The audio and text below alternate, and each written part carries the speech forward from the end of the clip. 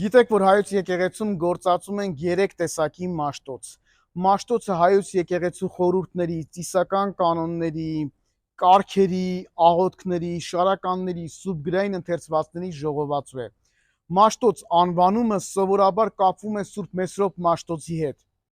բայց հայագիտության մեջ իշխում է մեկ այլ կարծիք։ Ըստ Կիրակոս Գանձակեցի պատմիչի, մաշտոց անվանումը կապված է Մաշտոց Եղի Վարդեցի կաթողիկոսի հետ, որ առաջին անգամ դասակարգեց մինչ այդ եղած բոլոր ծիսական կանոնները զետեղելով մեկ ժողովածուի մեջ։ Եվ այսպես 3 տեսակի մաշտոցներն են. փոքր կամ ձեռած մաշտոց, որը պարունակում է քահանայի կողմից կատարվող արարողությունները՝ մկրտություն, դրոշ, պսակ եւ այլն։ Մայր մաշտոց, որը բացի քահանայի կողմից կատարվող արարողություններից պարունակում է նաեւ եպիսկոպոսին հատուկ կանոններ՝